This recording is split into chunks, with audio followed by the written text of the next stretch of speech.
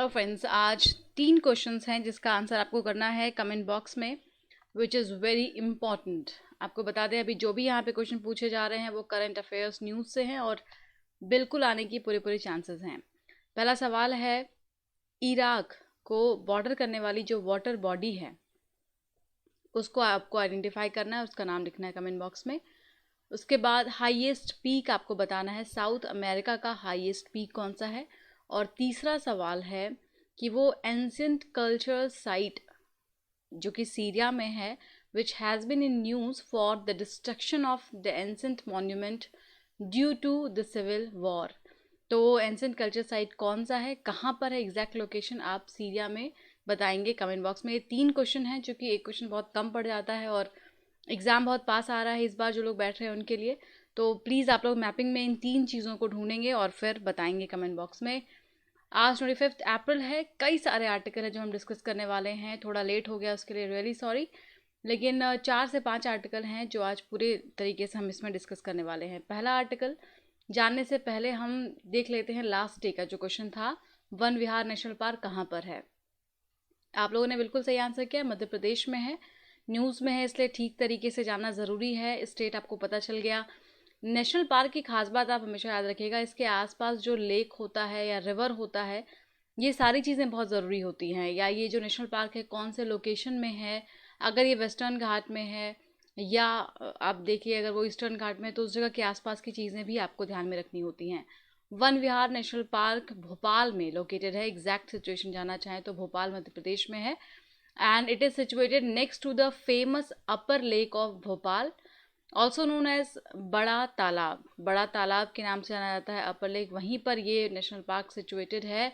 और इम्पॉर्टेंट क्यों है, which is a Ramsar site and one of the 2 lake of Bhoj wetland. Bhoj wetland के का एक लेक में से ये एक लेक है, तो ये इम्पॉर्टेंट है काफ़ी। बड़ा तालाब और उसके बगल में जो ये वन विहार नेशनल पार्क है ये भी काफ़ी इंपॉर्टेंट है। ये जानकारी कोचिंग से जुड़ी हुई है। आप में से किसी को पर्सनल गाइडेंस प्रोग्राम के लिए जानकारी चाहिए हो तो बेशक वो कॉल करें। इस समय बहुत ही अच्छे से आपको डिस्काउंटेड फीस पर पूरा प्रोग्राम मिल रहा है। चाहे आप हिंदी माध्यम से हैं या इंग्लिश माध्यम से, दोनों तरीके से आपको कोर्स अवेलेबल है। 8750069419 इसका कॉन्टैक्ट नंबर है। कोई भी चीज़ जानकारी चाहिए, गाइडेंस प्रोग्राम में जानना है, आंसर राइटिंग के लिए जानना है तो कॉन्टैक्ट कर सकते हैं। आइए आज का पहला आर्टिकल देखते हैं। और फर्स्ट आर्टिकल में कुछ ट्रैप्स की बात हो रही है और ये आर्टिकल बेसिकली चाइना और यूएस किस तरीके से पावर की होड़ में है उसी पर डिस्कस किया गया है। तो कुछ इंपॉर्टेंट बातों को जान लेते हैं। सबसे पहले आपको एक ट्रैप का पता लगाना है। उस ट्रैप का नाम है थ्यूसिडाइड्स ट्रैप। ये जो ट्रैप है किसे कहते हैं, इसका मतलब क्या होता है? तो इस ट्रैप का मतलब होता है the possibility of deepening tension as one great power seeks to replace another. तो आप ध्यान से देखिए, जो पिक्चर है अभी चाइना और यूएस का वो बिल्कुल इसी तरीके से है कि एक दूसरे को रिप्लेस करने की होड़ में लगे हुए हैं। आप हर पर्सपेक्टिव में देख लीजिए। तो ये जो थ्यूसिडाइड्स ट्रैप है ये कहीं ना कहीं दोनों पावर एक दूसरे पर लगाने की कोशिश कर रहे हैं, एक दूसरे को रिप्लेस करना चाह रहे हैं। ऐसे में ये जो रीसेंट वायरस स्प्रेड होता है, पेंडेमिक फैलता है और पूरे विश्व में फैल जाता है, इसकी शुरुआत चाइना से होती है। तो क्या चाइना की यहाँ पर गलती है? तो अगर आप वर्ल्ड के अदर लीडर से या अदर पावर्स से पूछते हैं तो उनको लगता है कि बिल्कुल है। किस बात पर है कि इस एपिडेमिक को रोकने में, कवर करने में जो मेजर रिस्पॉन्सिबिलिटी थी वो किसकी थी? चाइना की थी। चाइना ने अपनी रिस्पॉन्सिबिलिटी से मुंह मोड़ लिया और इस वजह से आज जो ये वायरस है ये पूरे विश्व में फैल गया है। अब जब ये बात चली है तो इसमें जो बाकी देश हैं, कंट्री आफ्टर कंट्री इस बात में सोचने पर लगे हुए हैं कि उनको अपने इकोनॉमिक रिलेशन को कैसे रखना है चाइना के साथ। तो एक जो ट्रस्ट डेवलप हो रहा था, अभी इस पर हम फिर से बात करेंगे। एक और ट्रैप है, कैसे जो चाइना ने अपने आप पर कॉइंट किया है कि चाइना के ऊपर जो ट्रस्ट था वो कैसे धीरे धीरे कंट्री बाय कंट्री डिप्लीट हो रहा है और सभी इनके साथ अपना इकोनॉमिक रिलेशन फिर से एक बार चेक कर रहे हैं कि कितना रिलेशन रखना है, कितना इंडिपेंडेंस खुद को देना है, कितना डिपेंडेंट खुद को करना है चाइना के ऊपर। तो यहीं पर हम एक और ट्रैप की बात करेंगे, टैसिटस ट्रैप, जो कि चाइना में ही कॉइन किया गया। और इसका एग्जैक्ट मतलब क्या होता है? A condition where a government has lost credibility to point where it is deemed to be lying even it is speak the truth। वो सिचुएशन, वो स्थिति जहाँ पर गवर्नमेंट एक ट्रैप में आ जाती है और गवर्नमेंट के क्रेडिबिलिटी पर सवाल उठने लग जाते हैं। अगर आप चाइना की बात करते हैं, वहाँ के लोगों की बात करते हैं, तो आपको पता है बिल्कुल भी डेमोक्रेटिक नहीं है चाइना। और वहाँ के जो लोग हैं वो किस तरीके से अपनी गवर्नमेंट पर भरोसा करते हैं, इसका एग्जैक्ट पता लगा पाना काफ़ी मुश्किल है। लेकिन जो चीज़ें आपको अभी तक पता चल पाई हैं उसमें यही अनुमानित है कि वहाँ पर राइट टू स्पीच का पूरी तरीके से पालन नहीं करने को दिया जाता है लोगों को। और वहीं दूसरी तरफ ये जो क्रेडिबिलिटी है, इस पर सवाल उठने लग गया है कि जो गवर्नमेंट वहाँ कर रही है वो सही है या गलत है। वहाँ के जो लोग हैं वो भी इस बात पर अब सवाल उठाने लग गए हैं कि जो वहाँ की गवर्नमेंट है वहाँ के लोगों के हित में काम कर रही है कि नहीं कर रही। तो इस तरीके का जो ट्रैप है वो देखिए, वो धीरे धीरे चाइना उसमें फंसता जा रहा है। जहाँ पर पहले ट्रैप की हमने बात की जिसमें कि एक पावर दूसरे पावर को रिप्लेस करने की कोशिश करते हैं, तो समहाउ ये कोशिश चाइना यूएस दोनों की तरफ से हो रही है। दूसरा ट्रैप जिसमें चाइना खुद फंसता जा रहा है और अल्टीमेटली आप देखिए कि पूरे वर्ल्ड ऑर्डर जो अभी बन गया है उसमें कई सारे नए नए कॉन्सेप्ट्स इमर्ज होकर के आ रहे हैं। लोग अपने इकोनॉमिक जो उनका रिलेशन है अदर कंट्री के साथ उसको फिर से रीचेक करने लग गए हैं। अगर हम चाइना के गवर्नमेंट की बात करते हैं तो ऑब्वियसली एक अथॉरिटेरियन गवर्नमेंट तो है ही, दूसरी तरफ जो क्रेडिबिलिटी क्राइसिस है उस पर भी सवाल उठ रहे हैं। तो ये कई सारे ट्रैप अभी इमर्ज हो रहे हैं और इसी के पर्सपेक्टिव में ये पूरा आर्टिकल उन्होंने लिखा है। कुछ और चीज़ों को हम देखते हैं तो वो है लेजिटिमेसी क्राइसिस। लेजिटिमेसी क्राइसिस कहाँ पर राइज हो रहा है? चाइनीज़ रिजीम में या चाइना गवर्नमेंट में ही हो रहा है। इसका मतलब होता है भरोसे की कमी, भरोसे में क्राइसिस। या ये बहुत ही सिंपल सा टर्म है जो आप आपस में भी यूज़ कर सकते हैं। जब आपको किसी पर भरोसा ना हो तो आपको लगता है वो उसके द्वारा जो किया हुआ काम होता है वो सही ही हो, बट आपको वो कई बार आप उसको शक की निगाह से देखते हैं। तो वही सेम चीज़ चाइनीज़ गवर्नमेंट या चाइनीज़ इकोनॉमी के साथ भी आ रही है कि अदर कंट्री, अदर पावर्स जो हैं वो भी अभी चाइना के ऊपर कहीं ना कहीं लेजिटिमेसी क्राइसिस आ गई है कि इनके साथ रिलेशन रखना किस हद तक सही हो सकता है और कितना ज़्यादा डिपेंडेंट होना सही हो सकता है। अल्टीमेटली चाइना एक बहुत ही डिफ़िकल्ट सिचुएशन से इस समय फ़िलहाल तो लड़ रहा है। हम बात अगर वायरस की करते हैं तो नो डाउट वहाँ पर एज़ पर द रिपोर्ट की सिचुएशन को कंट्रोल किया जा चुका है। लेकिन कई और क्वेश्चंस हैं जो अराइज होते हैं इसके साथ साथ कि सही समय पर एपिडेमिक को क्यों नहीं रोका गया, सही समय पर लोगों को क्यों नहीं बताया गया। इस समय जहाँ पर ट्रांसपेरेंसी और एक इंटरनेशनल कोऑपरेशन की आवश्यकता है, वहीं कई सारे ऐसे झूठे बातें कही जा रही हैं। या आप देखिए कई सारे किट्स वगैरह या जो भी मेडिकल असिस्टेंस प्रोवाइड किए जा रहे हैं अदर कंट्रीज़ को, उसमें काफ़ी फॉल्ट नज़र आ रहा है। तो ऐसे कई सवाल उठ रहे हैं जो चाइनीज़ गवर्नमेंट को सोचने पर मजबूर कर रहे हैं या वहाँ पर एक अलग तरीके का सिचुएशन क्रिएट कर रहे हैं। तो ये चीज़ें आपको ध्यान में रखनी, इसी पर ये पूरा आर्टिकल लिखा हुआ है। इसका कई सारा इम्पैक्ट हो सकता है बिकॉज अभी एट प्रेजेंट जो सिचुएशन है उसमें कोविड क्राइसिस की वजह से सिनेरियो बदल रहा है। हमने डिस्कस किया था कि ग्लोबलाइजेशन से अब ग्लोकलाइजेशन की तरफ हम मूव कर रहे हैं। मतलब अब जहाँ लोग दूसरी कंट्री पर या अदर फॉरेन लीडर्स पर, फॉरेन कंट्रीज़ पर ज़्यादा डिपेंडेंट होते थे, वहीं आज के समय में सारा कुछ बंद है, सब कुछ स्लो है। तो सेल्फ डिपेंडेंट होने की बहुत ज़्यादा ज़रूरत है, ये इस कोविड क्राइसिस ने लोगों को बताया है। और जाहिर तौर पर लोग अब अपने डोमेस्टिक इकोनॉमी को रिस्ट्रक्चर करने की कोशिश करेंगे, वहाँ पर फोकस करने की कोशिश करेंगे, अपने आप को इकोनॉमिक और मैन्युफैक्चरिंग सेक्टर में स्ट्रेंथन बनाने की कोशिश करेंगे। तो ये एक नया वर्ल्ड ऑर्डर अभी देखने को मिलेगा। अगला आर्टिकल देखते हैं, द अदर वायरस। ये इंडिया में जो अभी हाल में जो सिचुएशन क्रिएट हो गया है उस पर लिखा गया है। बहुत ही अच्छा आर्टिकल है। कहा जा रहा है कि जो प्रेजेंट सिचुएशन है उसमें देखिए किस तरीके, एक तो वायरस का स्प्रेड है, कोरोना वायरस की वजह से क्राइसिस है हर तरफ, इसकी वजह से कई सारे लोग परेशान हैं, माइग्रेंट लेबरर्स और अदर लोग परेशान हैं। लेकिन वहीं दूसरी तरफ एक अलग से थ्रेट, एक अलग सा प्रॉब्लम स्प्रेड होता जा रहा है और वो है समहाउ रिलीजियस बिलीफ या insulting of the religion, other religion या रिलीजियस बिलीफ को इंसल्ट करना, या इस तरीके के जो एक थ्रेट हैं वो इमर्ज होता हुआ नज़र आ रहा है। इसके कई सारे एग्जाम्पल उन्होंने दिए हैं कि कैसे मुंबई में एक जगह पर एक डिलीवरी पर्सन जो मुस्लिम कम्युनिटी से बिलोंग करते थे उनसे ग्रॉसरीज लेने को मना किया गया, हालांकि उस व्यक्ति को अरेस्ट कर लिया गया सेक्शन 295A IPC के तहत।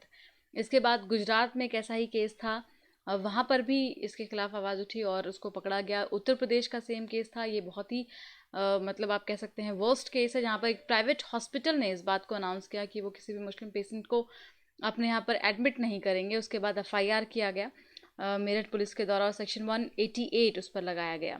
तो इस तरीके से देखिए हर जगह पर अलग अलग, देश के अलग अलग हिस्सों में अलग अलग जगह पर अलग अलग चीज़ें हो रही हैं जो इस बात को सोचने पर मजबूर कर रहे हैं कि अभी अगर हम एक वायरस से लड़ें तो ज़्यादा बेहतर है, रैदर दैन ये जो छोटी छोटी बातें पॉलिटिकल चीज़ों को उठाने की कोशिश की जा रही है या लोगों को गुमराह किया जा रहा है, ये बिल्कुल भी गलत है।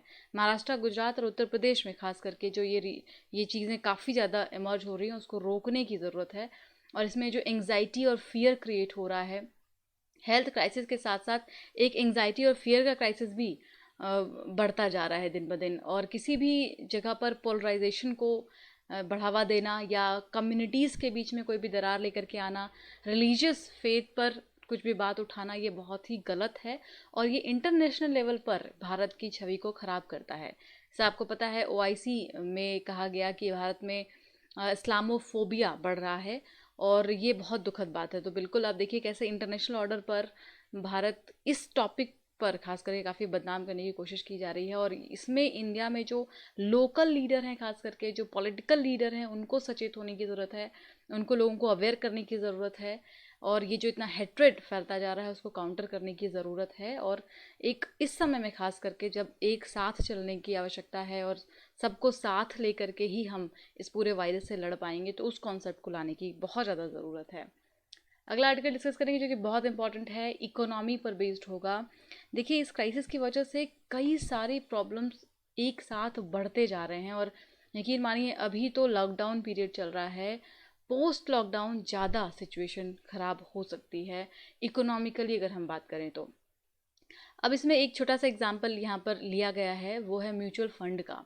अभी एक म्यूचुअल फंड है फ्रैंकलिन टेम्पलॉन, और इन्होंने कहा कि कई सारे ऐसे जो इनके डेट स्कीम्स थे ये इसको बंद करने जा रहे हैं। तो आखिर इन्होंने ऐसा क्यों अनाउंस किया? क्योंकि जो लोग जो इन्वेस्टर हैं, डोमेस्टिक लेवल पर ही जो इन्वेस्टर हैं, जो इन म्यूचुअल फंड्स में पैसा जमा करते हैं ताकि उनको ज़्यादा यील्ड पर बाद में पैसा मिल सके, वो लोग अपना पैसा निकाल रहे हैं। जैसे मान लीजिए आपने कहीं पर कुछ पैसे जमा किया, आपको लगता है कि 1 साल के बाद वहाँ से आपको उसका डबल पैसा मिल जाएगा, लेकिन अगर बीच में ये पता चलता है कि वो कंपनी जो है वो घाटे में है या स्थिति ख़राब हो रही है वहाँ की, तो आप वहाँ से अपना पैसा निकालना चाहेंगे ताकि वो जो अमाउंट आपने जमा किया है वो भी ना डूब जाए। वही सेम सिचुएशन इमर्ज हो रही है और इसमें association of mutual fund of India ने भी ये कहा कि अभी जो इन्वेस्टर्स हैं उनको अश्योर करना होगा, वो जो पैनिक सिचुएशन में जा रहे हैं उनको डील करने की ज़रूरत है और इससे रिस्क बढ़ता जा रहा है। देखिए जब तक ये डोमेस्टिक लेवल पर है तो फिर भी इसको कंट्रोल किया जा सकता है, लेकिन अगर ये जो बात है, ये जो पैनिक सिचुएशन है, अगर ये इमर्ज होता है और ये ग्लोबल लेवल पर चला जाता है तो भारत का बहुत नुकसान हो सकता है। अभी हमने एक और आर्टिकल में देखा था कि इंडिया में जो एफपीआईज इन्वेस्ट हुए हैं उनको लोग निकाल रहे हैं, राइट? तो ये कम हो गया है, यहाँ पर जो एक्सचेंज है वो कम हो गया है, तो इसका बहुत बुरा इम्पैक्ट पड़ सकता है। अब ऐसे में क्या किया जाना चाहिए, क्या सिचुएशंस हो सकते हैं, कौन इसमें मदद कर सकता है? तो एक तो सेबी का ये कहना है कि सेबी ने कुछ एक परसेंटेज फिक्स किया हुआ है कि जो ये म्यूचुअल फंड्स वगैरह होते हैं, जो भी पैसा जमा करते हैं, वो अपने यहाँ पर 20% उस एसेट का मैनेज करेंगे, जो भी वो लोन वगैरह प्रोवाइड करते हैं। तो ये सभी के नॉर्म्स हैं। इसके अलावा कई सारे ऐसे कॉर्पोरेट्स हैं जो कि इस डेट फंड पर डिपेंडेंट होते हैं, इसी फंडिंग पर वो बेस्ड होते हैं। अब अगर पैनिक सिचुएशन इमर्ज होता है और लोग पैनिक विड्रॉ करने लग जाते हैं अमाउंट को, तो फर्म्स के लिए स्टैब्लिश रह पाना काफ़ी मुश्किल हो जाएगा, क्योंकि जो फर्म जिन्होंने पैसे लिए हैं वो जाहिर तौर पर अभी तुरंत वो चुका नहीं सकते, उसके बाद की सिचुएशन के लिए काफ़ी ज़्यादा ख़राब हो जाएगी। तो अल्टीमेटली ये कहा गया है कि इस वर्स्ट सिचुएशन में आरबीआई को आगे आना होगा और एक आरबीआई ही है जो इन सभी चीज़ों से बचा सकती है। यहाँ पर मार्केट में ट्रस्ट लाने की ज़रूरत है आरबीआई को। इन म्यूचुअल फंड्स या अदर जो छोटी छोटी कंपनियां हैं जो जो अपने यहाँ पर पैसा जमा करती हैं, उनकी तरफ से एक इंटरमीडिएट्स की तरह बन कर के आना होगा, उनको डायरेक्ट लिक्विडिटी प्रोवाइड करनी होगी और उनको एक अश्योरेंस देना होगा जो इन्वेस्टर्स हैं कि उनका पैसा डूबेगा नहीं। इनफ अमाउंट है सभी आरबीआई के पास जो जहाँ से उनको मदद मिल जाएगी। तो अल्टीमेटली ये कहते हैं कि आपको अभी इंटरवीन करना ज़्यादा आसान होगा अगर आप सिचुएशन को और वर्स्ट होने का इंतज़ार करते हैं। तो जाहिर तौर पर अगर इस तरीके से पैनिक विड्रॉ होने लग गया तो एक टाइम पर ऐसा भी टाइम आ जाएगा जब आरबीआई चाह करके भी मदद नहीं कर पाएगी किसी इंस्टीट्यूशंस की। तो इसीलिए ये बहुत सही समय है जब आरबीआई को आकर के उनकी मदद करनी चाहिए। अगला आर्टिकल हम देखेंगे सी रंगराजन साहब का, बहुत ही अच्छा आर्टिकल है। इन्होंने बहुत प्यार से समझाया है कि क्या सिचुएशन है, कैसे इसको ठीक किया जा सकता है। आइए इसको हम एक पहले माइंड मैप में देखते हैं। देखिए अभी दो डायलेमा है भारत में। पहला तो ये कि क्या हम कोरियन मॉडल को अपनाएं। कोरियन मॉडल क्या होता है, जहाँ पर हम मैक्सिमम टेस्टिंग कर सकते हैं। आपको याद होगा साउथ कोरिया में क्या हुआ कि कुछ 15 दिन के महज बहुत सारे लोगों को, जहाँ पर ये वायरस का खतरा था, लोगों को टेस्ट कर लिया गया और उनको आइसोलेट करके हम ठीक कर पाए। तो ये कोरियन मॉडल है। दूसरा मॉडल है यूरोपियन मॉडल, जहाँ पर लॉकडाउन किया गया, कंप्लीट लॉकडाउन कर दिया गया बहुत समय के लिए, ताकि स्प्रेड होने से वायरस को रोका जा सके। अब इंडिया में डायलेमा कैसे है कि क्या हम कोरियन मॉडल को अपनाएं, तो हमारे पास उतने किट्स, उतने अवेलेबिलिटी नहीं है इक्विपमेंट्स की। अगर हम यूरोपियन मॉडल को अपनाते हैं तो हमारे पास लाइव्स और लाइवलीहुड को बचाने में डायलेमा है कि अगर सब कुछ आप बंद कर देंगे तो देखिए सिचुएशन क्या हो रही है, इकोनॉमी कैसे तहस नहस हो रही है। तो ये भारत के पास एक बहुत बड़ी डायलेमा का सिचुएशन है कि आखिर ये करें क्या, ये लाइव्स को बचाएं या लाइवलीहुड को बचाएं।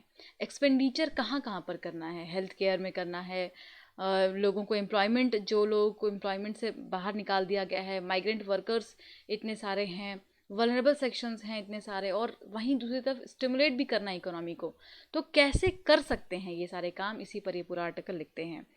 तो फर्स्ट वाला जो स्लाइड है आपको समझ में आ गया कि एक सीवियर डायलेमा है पॉलिसी मेकर्स के सामने कि ये जो लॉकडाउन की स्थिति है इसमें हम किस मॉडल को अपनाएं, कोरियन को अपनाएं या फिर यूरोपियन मॉडल को अपनाएं। दूसरा, लाइफ्स या लाइवलीहुड, क्या करे सरकार। अगर पूरी तरीके से लॉकडाउन करती है तो देखिए लाइवलीहुड खतरे में आ जाता है। लॉकडाउन अगर हम तोड़ते हैं तो लाइफ्स खतरे में आ जाते हैं। वहीं 2011 के सेंसस में जो माइग्रेंट लेबरर्स का पूरा डाटा है उसके accordingly 41.42 million total migrant labourers और एम्प्लॉयमेंट हैं।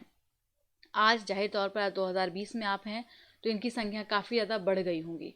तो आखिर इनको लाइवलीहुड कैसे पहुंचाया जाएगा, जो पुअर पीपल हैं, वल्नरेबल पीपल हैं, उनको कैसे हेल्प किया जाएगा, और क्या स्ट्रेटजी अपनाई जाए कि इस वायरस से लोगों को बचाया जा सके।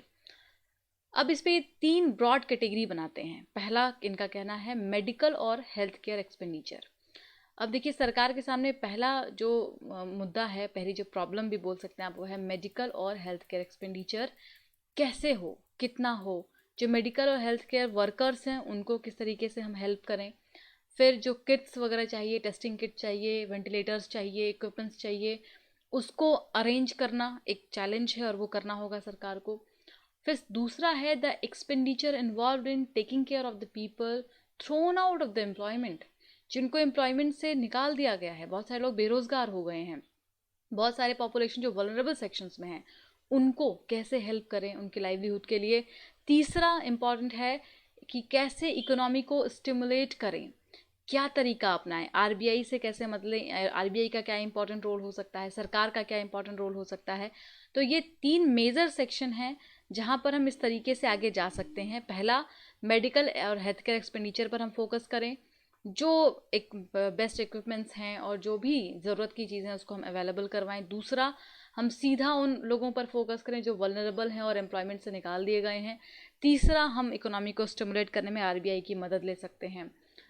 लाइफ वर्सेस लाइवलीहुड डायलेमा, इस पर सरकार क्या कर सकती है, जो पॉलिसी मेकर्स हैं वो क्या कर सकते हैं। तो सबसे पहला जो सॉल्यूशन है वो ये है कि it must consider to the extent of lockdown can be relaxed while keeping in mind the priority of restrictions spread by the virus. अब देखिए अगर लॉकडाउन को रिलैक्स कर दिया जाता है तो वायरस का जो स्प्रेड है वो बढ़ने लग जाएगा, और अगर ये स्प्रेड बढ़ा तो फिर इसको रोकना मुश्किल हो जाएगा और फिर लोगों को बचाना मुश्किल हो जाएगा। तो ऐसे में क्या पॉसिबल ऑप्शन है, क्या रिड्यूस कर दिया जाए रिस्ट्रिक्शंस को या फिर और बढ़ा दिया जाए। दूसरा है कि कुछ कंपल्शंस, अगर लॉकडाउन रखना ही है, मान लीजिए आपको लाइवलीहुड को बचाना है, आपको लाइफ को भी बचाना है, तो जाहिर तौर पर लाइफ ज़्यादा इंपॉर्टेंट है। और ऐसे में अगर हम लॉकडाउन को कंपल्शन कर देते हैं कि कोई रिलैक्सेशन यहाँ पर नहीं देते हैं, तो सरकार को अब इस बात पर ध्यान रखना होगा कि इससे एडवर्सली कौन अफेक्ट हो रहा है, जो जो जो वल्नरेबल सेक्शन है उसको आपको एडिक्वेट अटेंशन में लेना होगा कि उनकी प्रॉब्लम्स को हम कैसे सुने, जो माइग्रेंट वर्कर्स हैं उनको हम कैसे सॉल्व करें, और उनके लिए जो भी नेसेसरी मेजर्स हैं वो आपको लेने होंगे। कैश ट्रांसफ़र आप नहीं कर सकते, क्यों?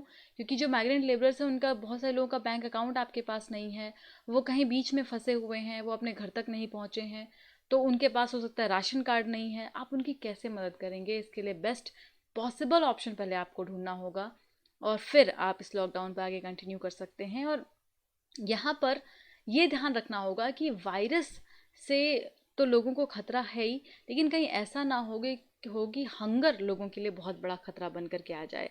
तो फूड शेल्टर को प्रोवाइड करना जो जो बिल्कुल नेसेसरी है लोगों के लिए, ये इस बात का ध्यान रखना है।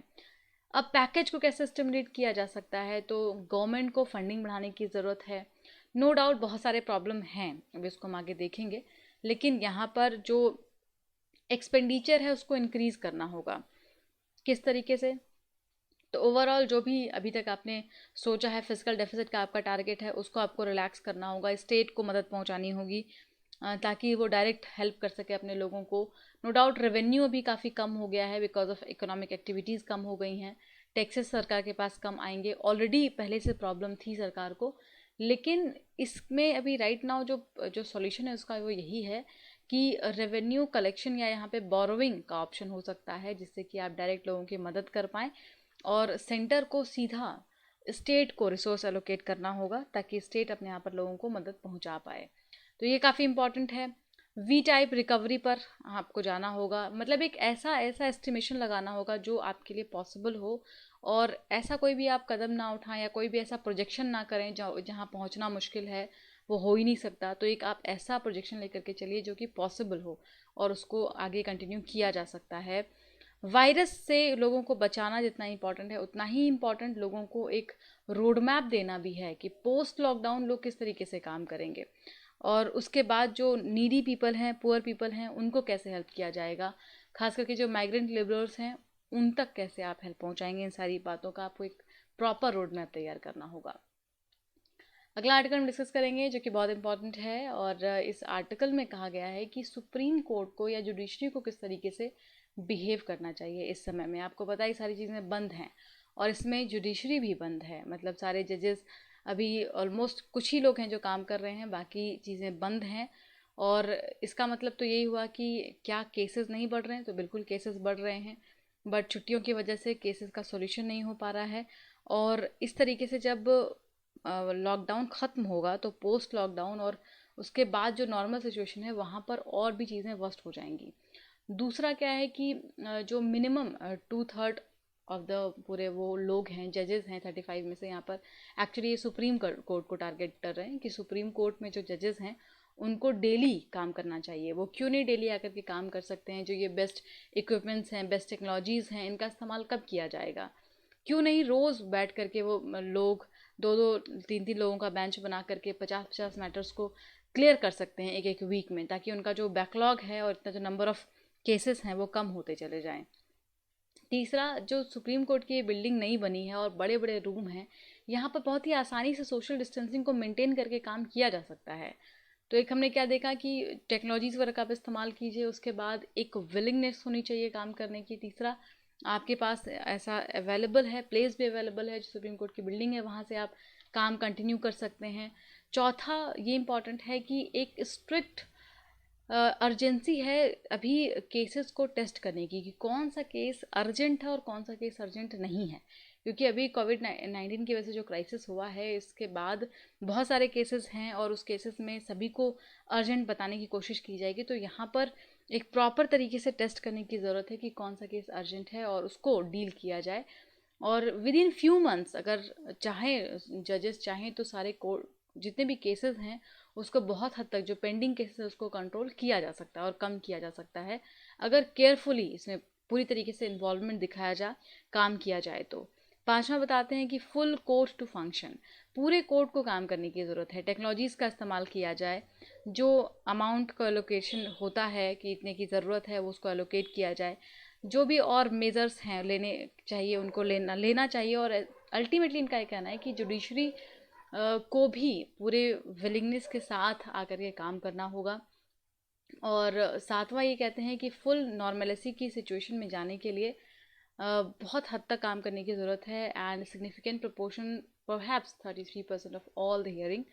और इस तरीके से बैठ जाना कभी भी सॉल्यूशन नहीं होगा, कोर्ट को बंद कर देना कभी भी सॉल्यूशन नहीं है। इससे जो पेंडिंग ऑफ केसेस हैं वो लगातार बढ़ते चले जाएंगे और क्राउड और बढ़ता चला जाएगा। तो टाइम को वेस्ट ना करके जल्द से जल्द एक नॉर्मल सिचुएशन में इन चीज़ों को लेके जाने की आवश्यकता है। ठीक है, तो और इसके बाद अगला ये बताते हैं कि जो वर्चुअल लॉयरिंग है इन चीज़ों का यूज़ होना चाहिए, and the possibilities of limitless, काफ़ी पॉसिबिलिटीज़ हैं। अगर आप चाहें कि आपको केसेस को ख़त्म करना है तो उसके लिए सबसे पहले आपको हैबिट और कंफर्ट जोन से बाहर आना होगा। तो अल्टीमेटली जुडिशरी को टारगेट किया जा रहा है, उसमें भी सुप्रीम कोर्ट को टारगेट किया जा रहा है कि जो वैकेशंस होते हैं ये कितना गलत है, अभी फुल टाइम वर्क करने की आवश्यकता है। तो आज के लिए इतना ही। Thank you so much. Keep studying, subscribe कीजिए, शेयर कीजिए, लाइक कीजिए। Thank you.